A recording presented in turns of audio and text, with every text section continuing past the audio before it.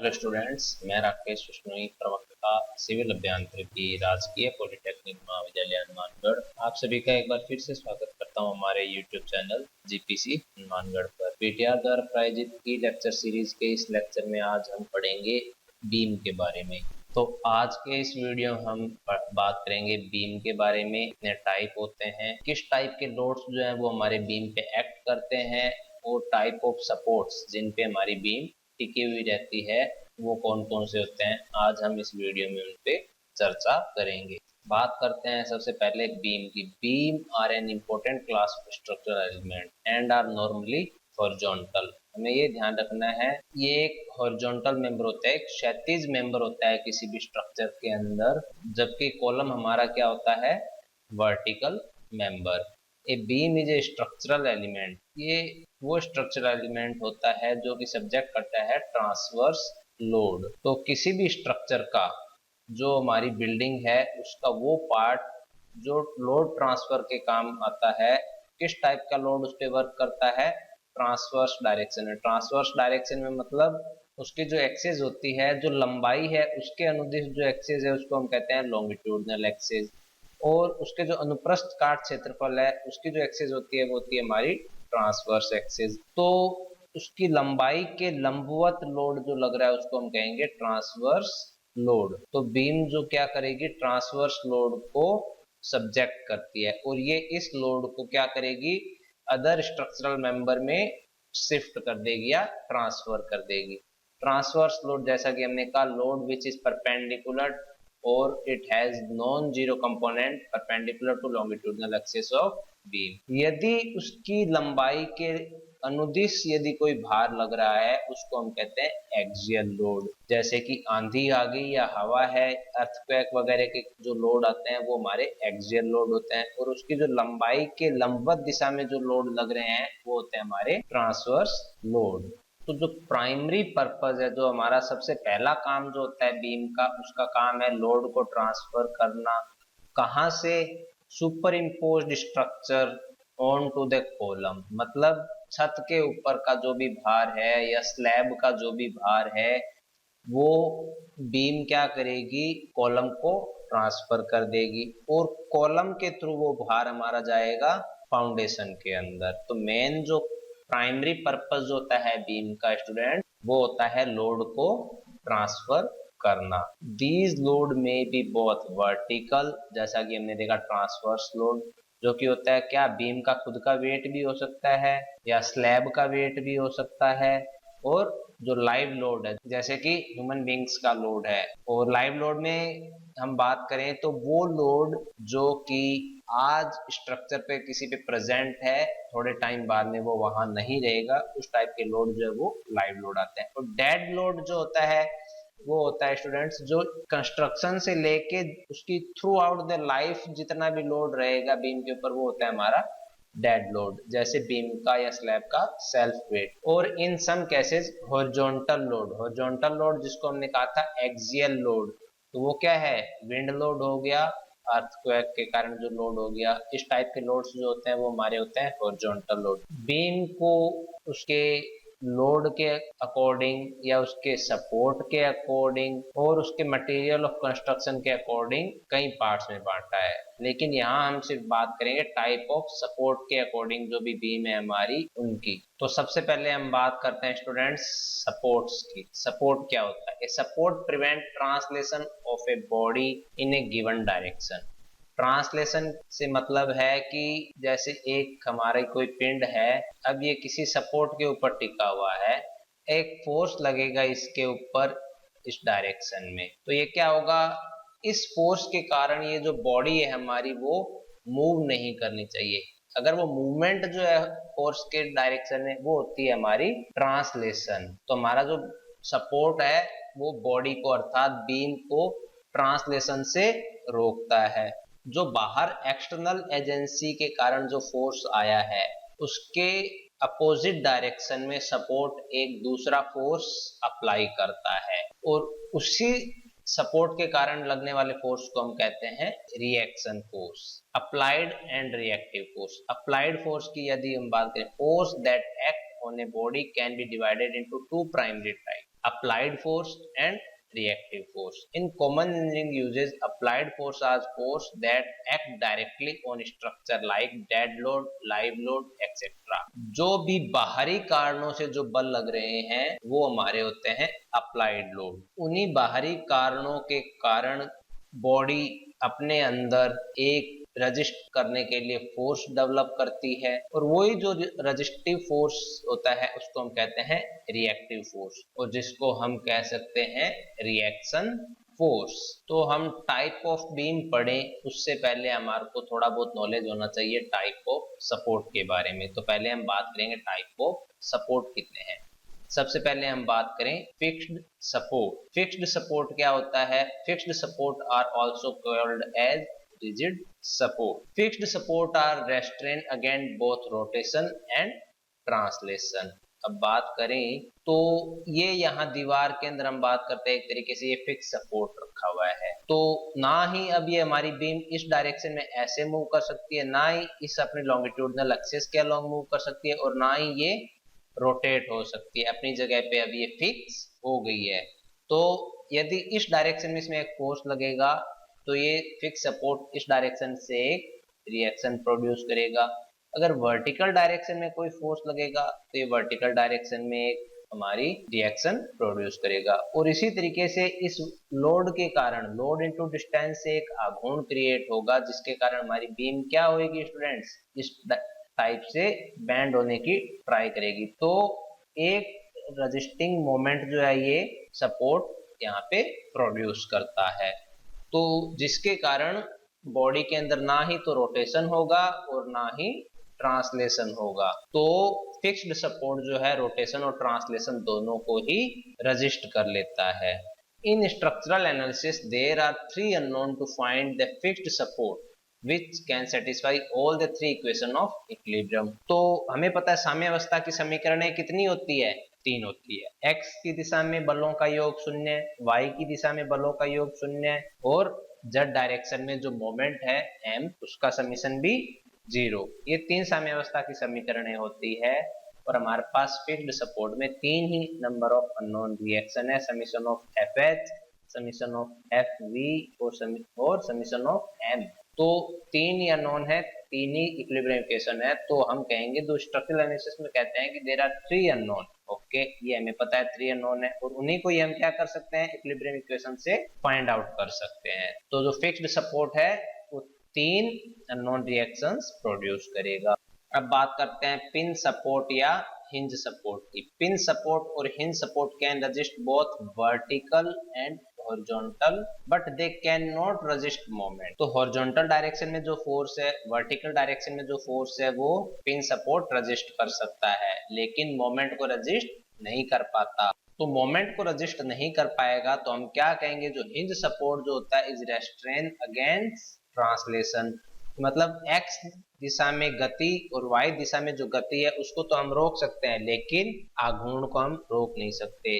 जो best example जो हम देखते हैं हिंज सपोर्ट या पिन सपोर्ट का, वो होते हैं कब्जे जो कि हम गेट में अप्लाई कर सकते हैं। तो हमने देखा है गेट को हम बंद और खोलने के लिए उसको घुमा तो सकते हैं, वहां पे एक मोमेंट है, लेकिन गेट को आगे पीछे मूव नहीं कर सकते, वो अपनी जगह पे ही फिक्स रहेगा। तो वो जो नंबर ऑफ रिएक्शंस जो होती है उसमें 2 होती है, एक हॉरिजॉन्टल डायरेक्शन में और एक वर्टिकल डायरेक्शन में, लेकिन जो मोमेंट है इस डायरेक्शन में वो हमारी 0 रहेगी। अब बात करते हैं हम रोलर सपोर्ट की। Roller support only resist perpendicular forces and they can not resist parallel और हॉरिजॉन्टल फोर्सेज एंड मोमेंट। तो हम कहते हैं यदि इस डायरेक्शन में फोर्स लगेगा तो इस डायरेक्शन में रोलर सपोर्ट से एक रिएक्शन आएगी जो कि हमने कहा है FV। यदि हमने इस डायरेक्शन में फोर्स लगाया स्टूडेंट्स तो बीम हमारी इस डायरेक्शन में मूव कर जाएगी।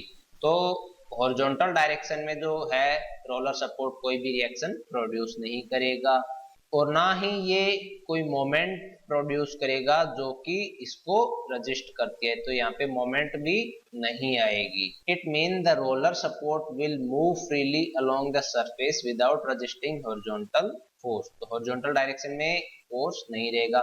तो जो रोलर होगा उसके परपेंडिकुलर डायरेक्शन, जैसा कि आप यहाँ फिगर में देख रहे हैं, ये कॉलम है, कॉलम के ऊपर एक रोलर सपोर्ट है जिसपे हमारी बीम्स टिकी हुई है। तो ये बीम के कारण इस डायरेक्शन में जो लोड है, वर्टिकल डायरेक्शन में जो लोड आएगा, बस उसी को ही रजिस्ट कर पा रहा है। ट्रांसलेशन जो है हॉरिजॉन्टल डायरेक्शन में, उसको ये रजिस्ट नहीं कर पा रहा है। इसलिए स्टूडेंट्स हम रोलर सपोर्ट का यूज करते हैं किसी भी कॉलम, किसी भी ब्रिज स्ट्रक्चर के अंदर।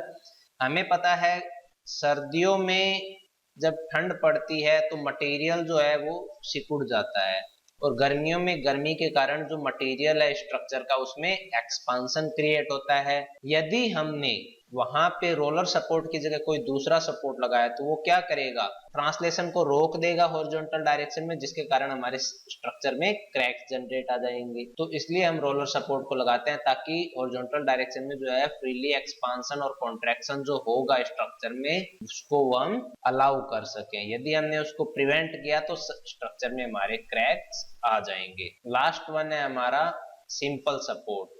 Simple support is just a support on which structure member rest. जैसा कि आप यहाँ डायग्राम में देख रहे हैं, कॉलम है, उसके ऊपर बीम सिर्फ रेस्ट कर रही है, उसको कहीं कोई सपोर्ट के थ्रू या कहीं किसी भी अदर सपोर्ट के द्वारा उसको रिस्ट्रिक्ट नहीं किया है, सीधा ही कॉलम के ऊपर हमने बीम को रख दिया है। They can not resist lateral movement and movement like roller support. तो अब इसमें ये जो बीम है फ्रीली मूव कर सकती है कहीं पर भी, तो इसको हमने रिस्ट्रिक्ट नहीं किया है।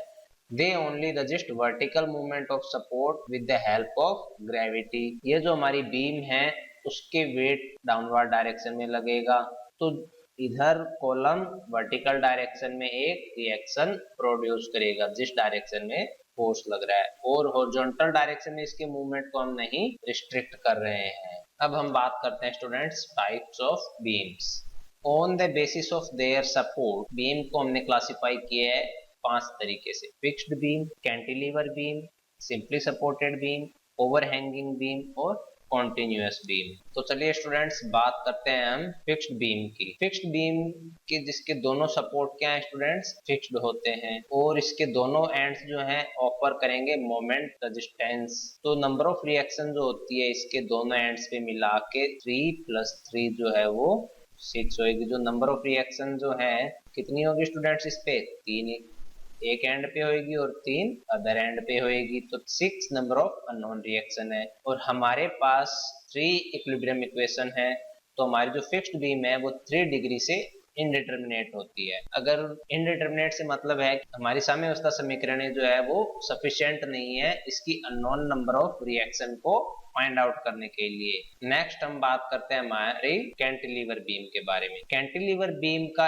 एक एंड तो होता है स्टूडेंट्स फिक्स्ड सपोर्टेड, और दूसरा एंड जो है वो हवा में झूलता है, तो इस टाइप की बीम को हम कहते हैं कैंटिलीवर बीम। इसमें जो नंबर ऑफ अननोन रिएक्शन होती है वो होती है 3, और थर्ड वन है हमारा एक मोमेंट जो कि फिक्स्ड एंड पे। तो बेस्ट एग्जांपल जो होता है कैंटिलीवर बीम का, घरों में जो हम छज्जा अप्लाई करते हैं तो वो जो है कैंटिलीवर बीम का एक एग्जांपल है। नेक्स्ट है हमारा student simply supported beam. Simply supported beam is supported at both and, जो दोनों एंड पे सपोर्ट होंगे, लेकिन एक एंड पे इसके होता है क्या, हिंज सपोर्ट, और दूसरे एंड पे होगा इसके रोलर सपोर्ट। तो नंबर ऑफ अननोन रिएक्शन कितनी होगी, हिंज सपोर्ट के कारण कितनी रिएक्शन प्रोड्यूस हुई, 2, एक वर्टिकल और एक हॉरिजॉन्टल डायरेक्शन में, और रोलर सपोर्ट में नंबर ऑफ रिएक्शन प्रोड्यूस होगी 1, तो total number of unknown reaction कितनी हो गई, 2 हिंज सपोर्ट पे, 1 रोलर सपोर्ट पे।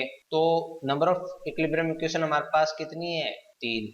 तो सिंपली सपोर्टेड बीम हमारी क्या होगी, डिटर्मिनेट बीम होगी, क्योंकि 3 हमारे पास साम्यावस्था समीकरण है, 3 ही हमारे पास अननोन रिएक्शन है, तो हम कह सकते हैं साम्यावस्था समीकरण सफिशिएंट है अननोन रिएक्शन फाइंड आउट करने के लिए, इसलिए सिंपली सपोर्टेड बीम हमारी डिटर्मिनेट बीम है। अब नेक्स्ट हमारी ओवरहैंगिंग बीम। ओवरहैंगिंग बीम भी एक तरीके से सिंपली सपोर्टेड बीम ही है, जहां पर सिंपली सपोर्टेड बीम में सपोर्ट्स जो है बीम के दोनों एंड्स पर थे, ओवरहैंगिंग बीम में सपोर्ट्स जो हैं बीम के एंड पे ना होके कहीं बीच में होंगे, जैसा आप डायग्राम में देख रहे हैं। या हम इस तरीके से भी कह सकते हैं ओवरहैंगिंग बीम क्या है, एक कॉम्बिनेशन है किसका, सिंपली सपोर्टेड बीम का और कैंटिलीवर बीम का। इस सपोर्ट से राइट साइड में यदि हम देखें तो हम कहेंगे ये क्या है, हमारी कैंटिलीवर टाइप बीम है। और इस सपोर्ट से इधर लेफ्ट साइड देखें तो ये हमारी है सिंपली सपोर्टेड बीम। तो ओवरहैंगिंग बीम क्या हो सकती है, एक तरीके से कॉम्बिनेशन है किसका, simply supported beam plus cantilever beam का। घरों में जो बालकनी हम रखते हैं वो एक तरीके से ओवरहैंगिंग बीम ही होती है, जो कि अंदर से तो सिंपली सपोर्टेड है, बाहर से ओवरहैंगिंग पोर्शन जो एक कैंटिलीवर पोर्शन है जो हमें एक्सटर्नली दिखाई देता है। यदि हमारा एक सपोर्ट जो है एज पे है और दूसरा सपोर्ट कहीं बीच में अप्लाई है तो हम उस टाइप की ओवरहैंगिंग बीम को कहेंगे वन साइड ओवरहैंगिंग बीम। यदि हमारा सपोर्ट जो है बीम के दोनों तरफ ही एजेस पे ना हो करके कहीं बीच में कहीं अप्लाई है टाइप की बीम को हम कहेंगे both side overhang beam. Next हम बात करते हैं कॉन्टिन्यूअस बीम की। कॉन्टिन्यूअस बीम जो होती है स्टूडेंट्स, एक तरीके से सिंपली सपोर्टेड बीम है, लेकिन उसमें एक से ज्यादा number of simply supported beams का कॉम्बिनेशन हो सकता है। यदि कोई भी बीम दो से ज्यादा सपोर्ट पे टिकी हो तो उस टाइप की बीम को हम कहेंगे कंटिन्यूअस बीम या सतत धरण। अब हम बात करें पर्टिकुलर जो गिवन एग्जाम्पल है या जो गिवन पिक्चर है उसमें हम देख रहे हैं नंबर ऑफ सपोर्ट्स क्या है, 1 2 और 3। तो मोस्टली यदि दो से ज्यादा सपोर्ट है तो उस टाइप की बीम हमारी क्या होगी, कंटिन्यूअस बीम। या वो बीम जिसमें एक से ज्यादा स्पान है। स्पान स्टूडेंट्स होता है दो सपोर्ट्स के बीच में जो बीम की लंबाई है उसको हम कहते हैं स्पान। ये जो फर्स्ट सपोर्ट और सेकंड सपोर्ट है उसका स्पान है, ये हमारा L1 कह दिया लेंथ को। सेकंड सपोर्ट और थर्ड सपोर्ट के बीच की लेंथ है उसको हमने कह दिया L2। तो ये जो हमारा बीम है इसमें कितनी स्पान है, 2। तो वो बीम जिसमें दो से ज्यादा सपोर्ट हो या एक से ज्यादा स्पान हो उस टाइप की बीम को हम कहते हैं कंटिन्यूअस बीम। अब हम बात करते हैं बीम पे लगने वाले लोड्स के बारे में। बीम पे जो है मोस्टली 4 टाइप के लोड लगते हैं। एक पॉइंट लोड या कंसंट्रेटेड लोड, एक होता है यूनिफॉर्मली डिस्ट्रीब्यूटेड लोड, एक होता है यूनिफॉर्मली वेरिंग लोड और एक होता है कपल या मोमेंट। अब हम बात करते हैं ब्रीफली इन सबको थोड़ा थोड़ा डिस्कस करते हैं क्या होते हैं हमारे ये लोड। सबसे पहले हम बात करें पॉइंट लोड या concentrated load. When a load act concentrated at a definite point, जो पॉइंट ऑफ एप्लीकेशन जो होता है एक मात्र बिंदु मात्र ही होता है उसको हम कहते हैं पॉइंट लोड। जैसा कि आप यहाँ फिगर में देख रहे हैं, किसी लकड़ी के तख्ते के अंदर हम हथौड़ी से कील डाल रहे हैं, तो कील पे जब हथौड़ी से अटैक करेंगे तो कील का एरिया जो है वो बहुत ही नेग्लिजिबल है, तो हम कहेंगे कि वो एक तरीके से क्या है, कंसंट्रेटेड लोड है। ये लोड हम उसकी यूनिट किलो न्यूटन भी हो सकती है, न्यूटन भी हो सकती है, किलोग्राम भी हो सकती है, डिपेंड करता है हम किस यूनिट के अंदर उसको कैलकुलेट करते हैं। यूनिफॉर्मली डिस्ट्रीब्यूटेड लोड, यदि हम कहें कि लोड जो है बीम के किसी एक पॉइंट पे कंसंट्रेटेड ना हो करके बीम की किसी लंबाई एक समान रूप से वितरित हो या बीम की पूरी लंबाई पर एक समान रूप से वितरित हो तो उस टाइप के लोड को हम कहते हैं यूनिफॉर्मली डिस्ट्रीब्यूटेड लोड। इसको हम मेजर करते हैं, इसकी जो यूनिट होती है हम उसको पर मीटर के अकॉर्डिंग डिफाइन करते हैं, किलो न्यूटन या न्यूटन पर मीटर के अकॉर्डिंग। तो इंटेंसिटी यदि हमने कहा कि 1 किलो न्यूटन पर मीटर है और बीम की लंबाई हमारी क्या है, मान ली 10 मीटर है, तो टोटल लोड कितना हो जाएगा, 1 किलो न्यूटन पर मीटर। तो 10 मीटर से मल्टीप्लाई कर देंगे 1 इंटू 10, तो कितना हो जाएगा हमारा 10 किलो न्यूटन जो कि टोटल लोड होगा। नेक्स्ट हम बात करते हैं स्टूडेंट यूनिफॉर्मली वेरिंग लोड। जो प्रीवियसली हमने देखा जो इंटेंसिटी थी लोड की वो एक समान रूप से थी, यहाँ पर यदि हम कहें इंटेंसिटी जो है लोड की लंबाई बढ़ने के साथ साथ बढ़े या लंबाई बढ़ने के साथ साथ बढ़े और घटे, तो इस टाइप के लोड को हम कहते हैं यूनिफॉर्मली वेरिंग लोड। मतलब एक समान रूप से बढ़ता भार या एक समान रूप से बदलता भार। इस टाइप के लोड को भी हम किलो न्यूटन पर मीटर के अकॉर्डिंग ही डिनोट करते हैं। यदि हमें टोटल लोड कैलकुलेट करना है तो हम कहेंगे जो लंबाई जो एरिया हमारा लोड डायग्राम का जो बन रहा है वही हमारा टोटल लोड होगा। फॉर एग्जांपल इस ट्राइंगल के लिए यदि हमें निकालना है तो ये जो ट्राइंगल बन रहा है उसका एरिया निकाल लेंगे 1/2 W इंटू L। सिमिलरली इस प्रकार से इस ट्राइंगल का भी लोड निकालेंगे तो ये टोटल लोड हमारा हो जाएगा जो कि इस बीम पे वर्क कर रहा है। नेक्स्ट हम बात करते हैं कपल। यदि लोड की जगह हम कहें एक हमारा मोमेंट जो है एक पर्टिकुलर पॉइंट पे कंसंट्रेटेड हो, उस टाइप के मोमेंट को हम कहते हैं कपल, या फिर हम कहेंगे कंसंट्रेटेड मोमेंट। या यदि हम कहें कि लंबाई के अनुदिश कुछ फोर्सेस हमारे लग रहे हैं जो कि मोमेंट क्रिएट कर रहे हैं, तो ये इस टाइप का लोड भी यदि वर्क करेगा तो ये भी हमारा क्या होगा, एक कपल होगा, जो कि है किसी पर्टिकुलर पॉइंट पे कंसंट्रेटेड। ये लोड इनटू ये वाली distance, this load into this distance, total मिलके लोड जो है एक आघूर्ण क्रिएट करेगा जो कि होगा m, जिससे हम कहेंगे कंसंट्रेटेड मोमेंट या couple. So thank you students, आज के लेक्चर में बस इतना ही। नेक्स्ट वीडियो लेक्चर में हम बात करेंगे फ्रिक्शन के बारे में। तो आई होप आप लोगों को आज का लेक्चर पसंद आया हो। अगर आपको हमारा लेक्चर पसंद आया है तो हमारे यूट्यूब चैनल जीपीसी हनुमानगढ़ को सब्सक्राइब कीजिए और शेयर कीजिए।